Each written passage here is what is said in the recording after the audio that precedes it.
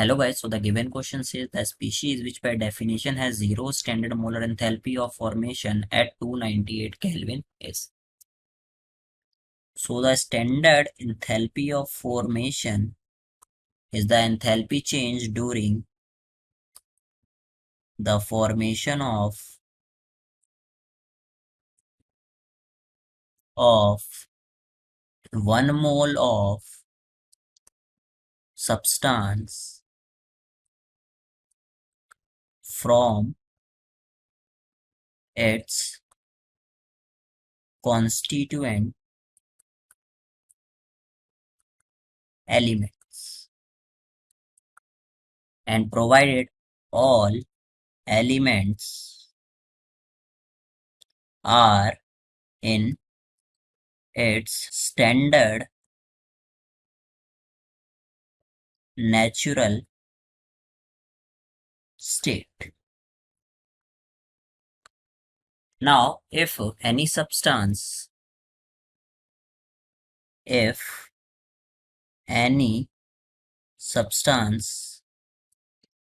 already are in its elemental state, and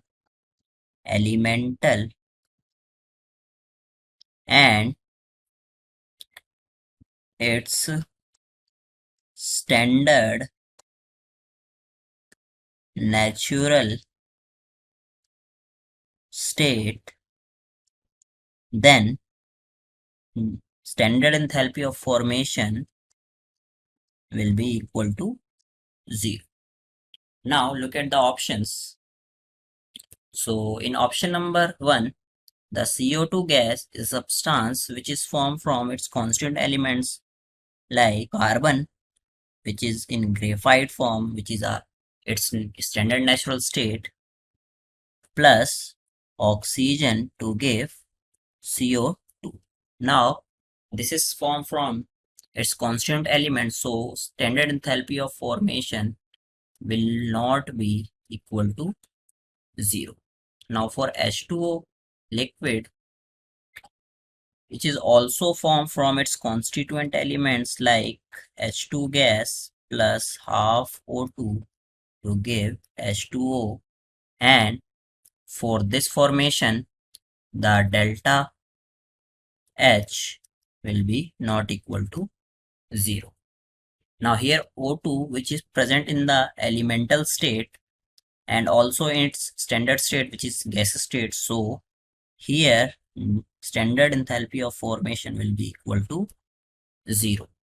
And for the red phosphorus, although it present in the elemental state, but it is not present in its standard natural state, because standard state of phosphorus P4 is white phosphorus, which is its standard state. So the correct option of this question is option number 3, that is O2 gas, which have 0 standard molar enthalpy of formation at 298 Kelvin, and all other options are incorrect. I hope you understand. Thank you. इस question में पूछ रहा है the bond energy in kilo calorie for CC single bond is approximately. तो हमें मालूम है bond energy is the energy जो हमें रिक्वायर्ड होता है for the dissociation of the CC bond.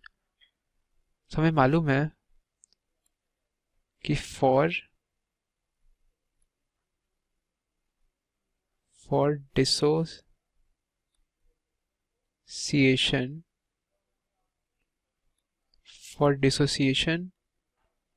of CC single bond, for dissociation of CC single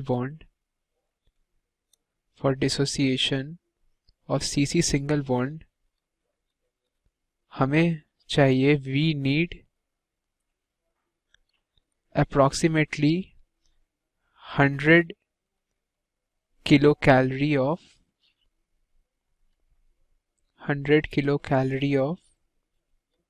energy पर mole. तो अगर हम देखें हमें एक सीसी सिंगल बॉन्ड को तोड़ना है तो उसके लिए हमें approximately 100 kilo calorie of heat की ज़रूरत पड़ती है per mole for dissociation of CC single bond. तो हमें मालूम है कि इतनी ही एनर्जी हमें लगेगी उस बॉन्ड को बनाने में भी, द बॉन्ड एनर्जी। तो जो अगर हम देखें, जो नेट बॉन्ड एनर्जी है, इसी को हम बोलते हैं नेट बॉन्ड एनर्जी। इस 100 किलो कैलोरी को हम बोलेंगे बॉन्ड एनर्जी ऑफ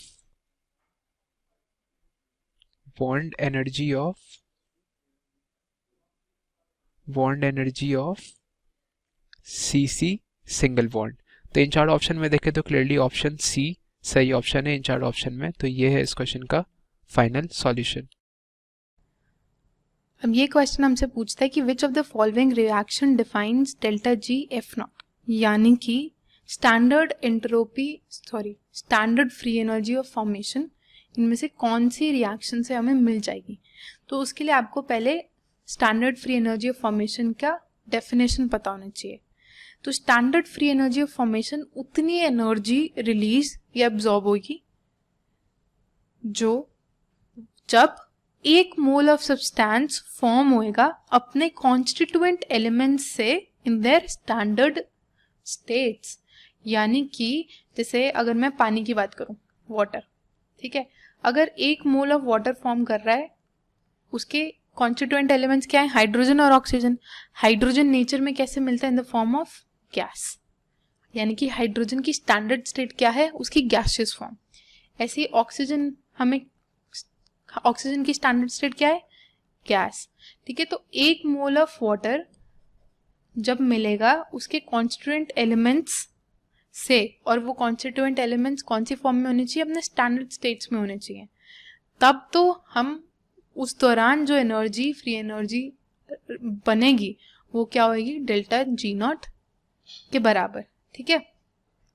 यानी कि अगर मेरे को H2O का 1 मोल चाहिए तो मेरे को O2 का यहाँ आधा मोल लेना पड़ेगा, ठीक है, क्योंकि डेफिनेशन के हिसाब से H2O का 1 मोल बनना चाहिए।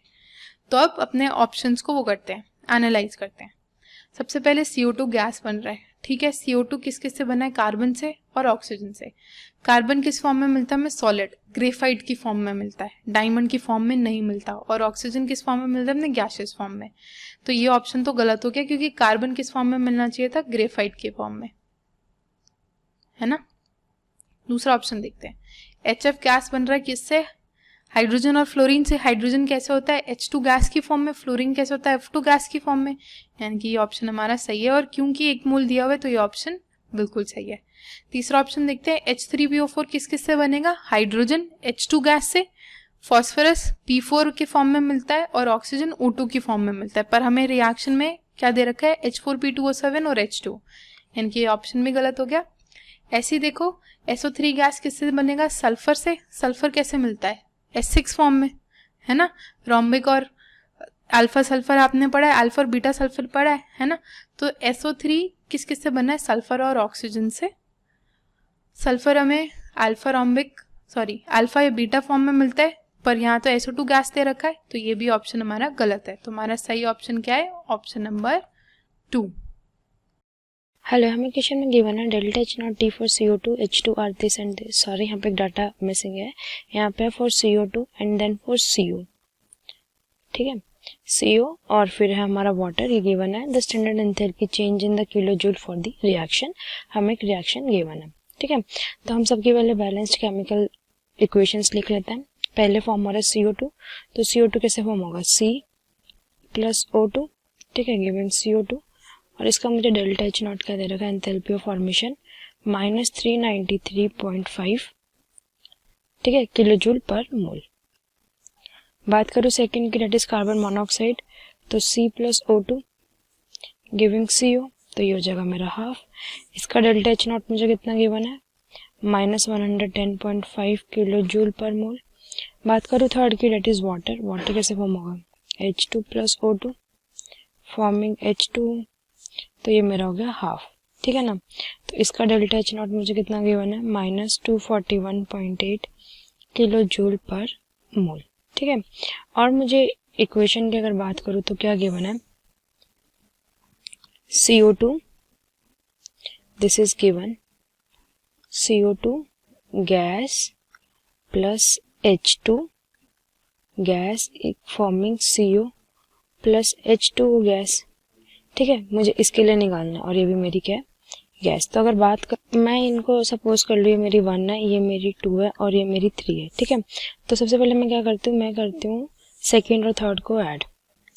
सेकेंड एंड थर्ड को ऐड करने पे क्या होगा, C plus H2 plus O2 CO plus H2, ठीक है। मैंने क्या किया, 2 प्लस 3 कर दिया और 1 को मैं रिवर्स कर देती हूँ, -1 ले लो, तो यहाँ मेरा क्या हो जाएगा CO2, या मेरा बन जाएगा C प्लस O2। तो C से C कैंसिल, O2 से O2 कैंसिल, मेरी रिएक्शन क्या आ गई, CO2 plus H2 giving CO plus H2। ये वही रिएक्शन आ गई जो मुझसे क्वेश्चन में पूछी गई है। तो मैंने क्या किया, फर्स्ट को रिवर्स किया और सेकेंड और थर्ड को ऐड किया।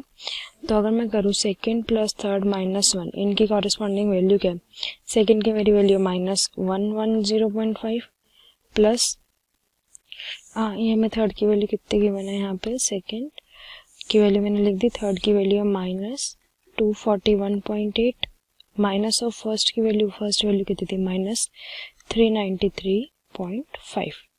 तो जब मैं इसको कैलकुलेट करती हूँ तो मेरी हो जाती है -352.3 plus 393.5 and it comes out to be +41.2 kilo joule per mole. तो बात करो अपने ऑप्शंस की, तो करेक्ट ऑप्शन क्या हो गया मेरा, part B, that is 41.2. So the answer of this question is part B. Thank you.